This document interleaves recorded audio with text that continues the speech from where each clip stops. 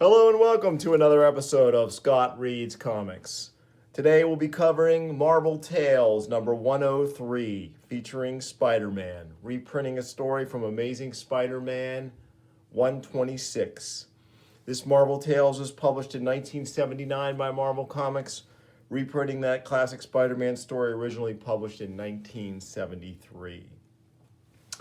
Here we have an amazing cover featuring some of my favorite features on covers of this period, word balloons. Kangaroo says, "You defeated me the last time we met, but this time I've got superpowers. This time I'm going to destroy you." And we have that familiar tagline, Marvel's TV sensation. It was also on issues of the Hulk as well. We have a tagline here at the bottom. "Watch out, wall crawler, when the kangaroo bounces back." So I think this is the kangaroo's third appearance. So we've got a pretty dynamic cover here. I think it's a Ross Andru cover. But I cannot find his signature, so we'll go with that for now. And the comments, if you know if it's someone else, please let me know. All right, let's get started. We've got a great splash page here to get us going. And we have our original banner, Stan Lee Presents The Amazing Spider-Man. Jerry Conway scripter, Ross Andru artist, Jim Mooney inker, Artie Simek letterer, Linda Lessman colorist, Roy Thomas editor. Most college students take the bus to the campus. Some kids drive. But only one teenage scholar web slings his way to classes in the morning, and that use name is Spider-Man. "Come down a second, we want to talk to you." Not the most orthodox opening in the world, we admit, but never fear, the action's going to come fast and furious when the kangaroo bounces back. And we have here a note originally presented in Spider-Man 126. So Spider-Man goes down and talks to this pair of business types, and they actually want to pay him to build a vehicle that's going to feature their new engine. And this is actually going to herald the arrival in a few issues of the dreaded Spider-Mobile, which was a thing for a little while in the 70s. So initially, Spider-Man rebuffs them. He does take a card from them, but unknowingly he was watched. This whole interaction with these two guys was watched by someone. It's a pity Spidey is in such a rush to move along. If he'd taken his time and cast a leisurely glance at the ground below him, he'd see a strangely familiar face. His name is Frank Oliver, but we know him better by the nickname which describes him, for he's the man called the Kangaroo. Spider-Man. He's the one who ruined it for me. If it hadn't been for him, I could have been someone in this bloody country. Instead of a bum with nowhere to go, no one to turn to. All his fault. He was the one who stopped me, who beat me so badly I haven't been able to get the nerve up to try stealing again. If only I'd had another chance, some way to be stronger, more powerful. You! I've been searching for you. What? Who the heck are you, mate? And what's all this about looking for me? If you're out to have me deported back to Australia, you can bloody well... No, nothing like that. My name's Jonas Harrow, my boy. I'm a doctor, recently unfrocked, I'm sorry to say, but I have certain techniques which might prove of use to you. Now I have a proposal to make, a most interesting proposal to make. Elsewhere, over a certain campus. So, this is not long after the death of Gwen Stacy, which was a pivotal moment in Spider-Man's life, this story. With a little luck, I might actually make one of my classes today. The way my life has been going lately, it's a miracle I haven't been expelled for non-attendance. Guess I should care more, but it really doesn't seem to matter.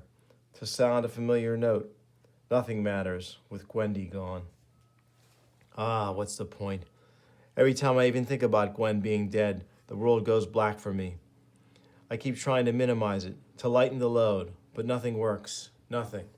Oh, Parker. Professor Warren, is there anything I can do for you, sir? Yes, Peter, there is. I'd like you to attend my class sometime. The one you registered for in January. Tuesday at 4. I'll see you then. I'm sorry, sir, Hey, Tiger. Got a minute for some old friends? Hi, Mary Jane. Hello, Flash. Say, where's that old enthusiasm? Or are you just trying to play cool? We're headed out for some coke. Want to drop along? Some other time. Petey. We won't take no for an answer. That's really just too bad, MJ, because that's the only answer I've got. We'll take this opportunity to move a few blocks north to a tenement loft formerly rented by a maker of avant-garde movies, now leased by a man once called Doctor, currently known simply as Jonas Harrow, a man of rather unusual talents indeed. Relax, my friend. It's only ether. The operation I'm about to perform is a simple one, but unfortunately, it's also a rather painful one as well. So sleep, Mr. Oliver, for when you wake, you'll be a new man, more skilled, more powerful, gifted beyond your wildest dreams. So this details the process brilliantly by Ross Andru and Jim Mooney of Harrow's augmentation of Frank Oliver, the kangaroo. Before, he was just kind of a guy who was able to watch kangaroos and duplicate their ability to leap and strike with their feet with great power, but now he is remade. And the kangaroo lives again. You did it, mate. I feel like a bloody giant. Test your strength, kangaroo. See how well the compressed air jets augment your punch. Crump. Will you look at that? Right through the bleeding concrete wall. And the boots. Try leaping with the jets on, my friend. See how easily you clear 25 feet. It's a miracle, it is. I can bloody fly. Not quite fly, but you can leap well over 100 yards into the air wearing these boots. Just one impulse from your brain, as though you were about to flex your legs. That's all it requires. The jets augment your natural abilities perfectly. Now, as to my plan. Swack! Your plan. I've got plans of my own, mate.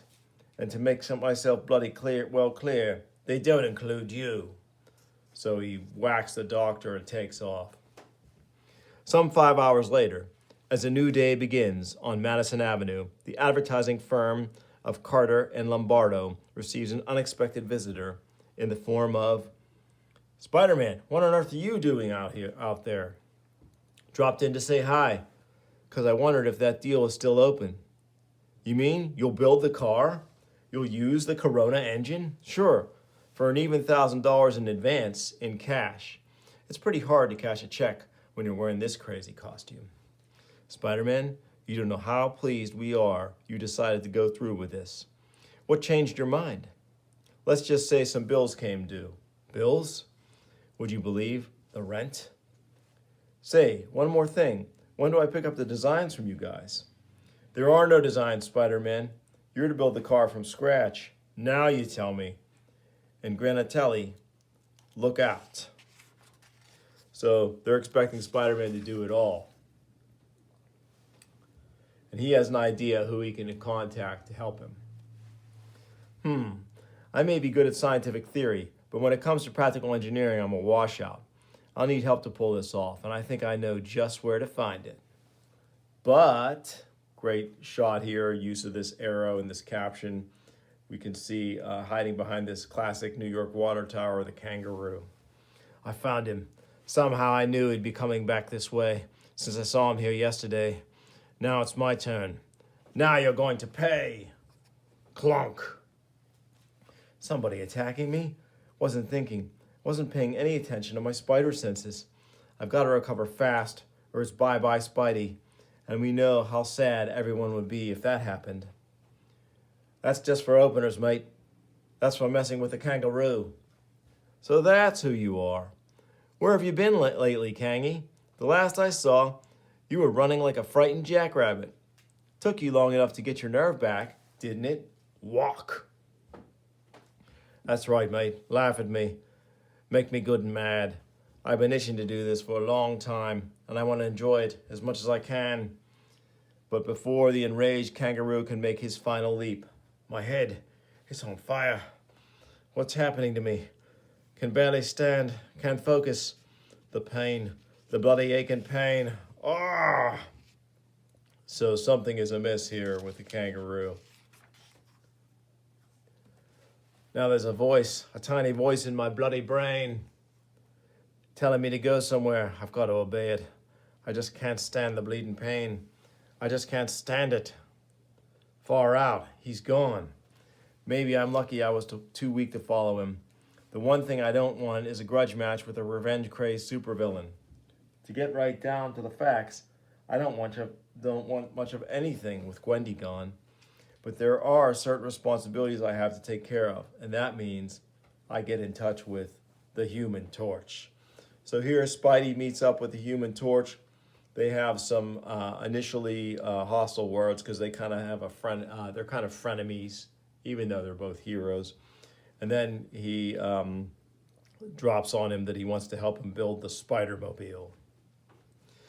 Rather than dwell on Johnny Storm's look of utter amazement, let's switch to a somewhat more passive scene a mile or two east where, I don't care what it costs, that's my son who needs a total transfusion. And Buster, I'm J. Jonah Jameson. Do you know what that means? To your newspaper's stockholders, a great deal. But to St. Michael's Hospital, it means we treat your son like any other patient. After all, we're a completely free clinic, and we can't... All right. This is the last time I try to save a little money on medicine. Just take care of my son. That's all that counts. That and capturing that costume menace responsible for my John's condition. That web-slinging public enemy, Spider-Man. Instant recap. Last issue, Spidey battled John Jameson, turned Man-Wolf, and managed to save the young man's life, only by seriously injuring him. More next issue. Editor Roy Thomas. So more from the Man-Wolf on next issue. Cool house ads for a couple of the commercial properties here, Shogun Warriors and Micronauts. Oh, and they threw Battlestar Galactica in at the bottom here. Very cool. This is Michael Golden has departed the book by this point, I think. Meanwhile, Harrow, what'd you do to me? My head. Never felt such bloody agony. You'll feel it again if you continue to disobey me. These machines control a device in your skull, a small mental pacemaker embedded partially under your skin. One twist of a dial here on a remote control and you're mine. It's my private insurance policy, you see. Now, my plan. Listen very closely. For several moments, Jonas Harrow speaks and then the kangaroo leaps. Harrow wants some sort of radioactive isotope. According to him, it's inside a special lab on the Hudson River. Great panel here from our art team showing kangaroo basically leaping superhuman parkour from building rooftop to building rooftop. Just very cool use of scale and kind of a wide shot, if you will. And then he goes careening into the side of this building, bursting through. And since the lab's walls are only 10 feet thick, they're bloody child's play for the man called the Kangaroo. Crash! Karoom! Cool ad for the FF cartoon series. We've seen this one before on the show. Very nice. Don't look now, Torchy, but one of your fancy doodads is going berserk. So Spider-Man and Torch are hard at work on the plans for the Spider-Mobile when suddenly the FF's alert goes off, indicating Kangaroo's attack across town. Spidey tells the Torch he'll handle it himself, and he goes to intervene. Let's see, what's next? Oh yeah, lights, camera, action. All right, mate, you followed me here. You asked for it. Don't do anything hasty now, chum. I was just, whomp. You're a bloody dead man, mate. When I'm through with you, there won't be enough left to sop up with a sponge. Temper, Kangy. You've got to learn to control these paranoid suspicions. If anybody's out to get you, it's yourself. You're just talking, mate, trying to stall me. It won't work. I'm wise to your fast words, Spider-Man.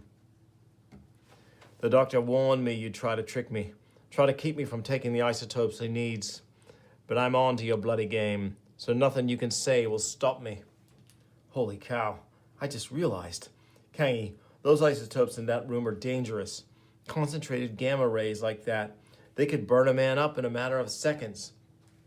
A bloody lie, didn't I say you'd try to trick me? Just like it tricked me before, saying that vial I'd stolen was full of some sort of germ. It was the truth, I swear it. Believe me, Kangi, those rays are fatal. I've got to seal up the door. No, you don't, mate. I'm not letting you get near that. Sorry, pal, but I can't let you stop me. How are you going to do that, mate? When I can tear your bloody webbing like cotton candy, huh? All right, in there. You've got 10 seconds to come out before we toss the tear gas. That's 10 seconds. Do you hear? Cops! You almost pulled it off, mate. Another minute or two, and I might have believed you. But now, not now.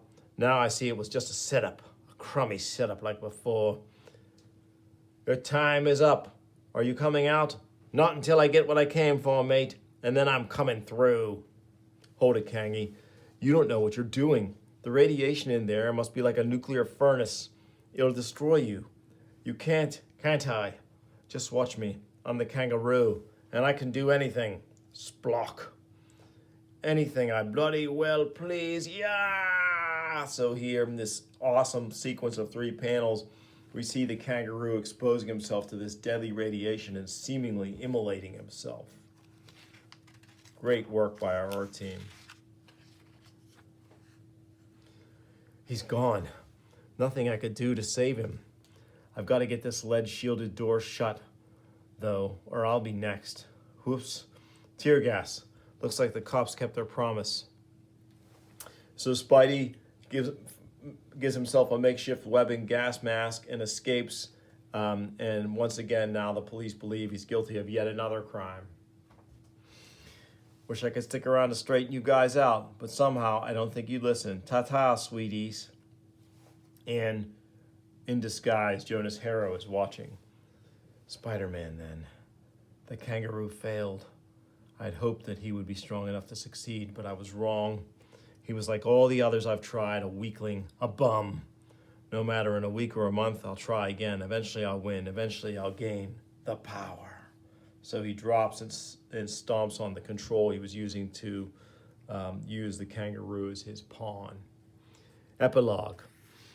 Later that same evening, in the hallway outside the familiar apartment shared by Peter Parker and Harry Osborn. Harry? Say, come on, handsome. I saw you go up the stairs. I know you're in there, lover. Look, I'm not going to stand here all night. There's a movie I want to see, and I thought you'd... Okay, have it your way. You don't want me to think you're home? Fine. You're not home. And from now on, Mr. Osborn, neither am I.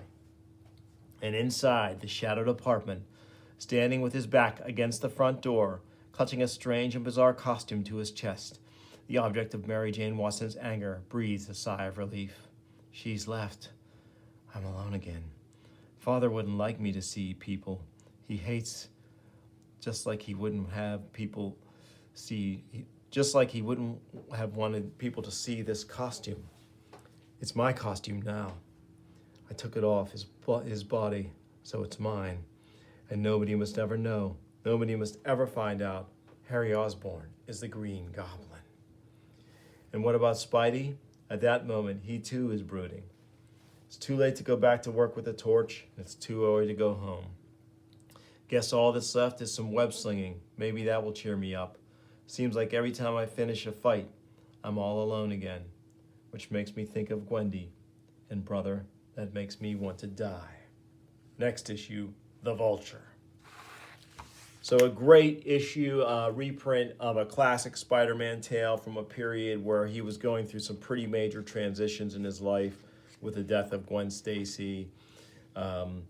Also the death of the Green Goblin, and the rebirth of the Goblin in the guise of his son, Harry Osborn. So a fun issue from a really classic period in Spider-Man's history. And this was a nice reprint I picked up in the dollar bin at Ides Comics just this morning. It was great to see it. I love that kind of white background on the cover and the action shot of the kangaroo, Frank Oliver. One of my favorite, what I like to call ham and egger or third or fourth tier Marvel villains. We often use them in my tabletop RPG games of Villain Mission Force, where I'll use my own rules to run players through adventures playing really bad Marvel villains, and Kangaroo fits that to a T. So I hope you enjoyed this episode. If you did, please like and subscribe and tell your friends, share the video, and I'll bring you more soon on Scott Reads Comics. Thanks for watching.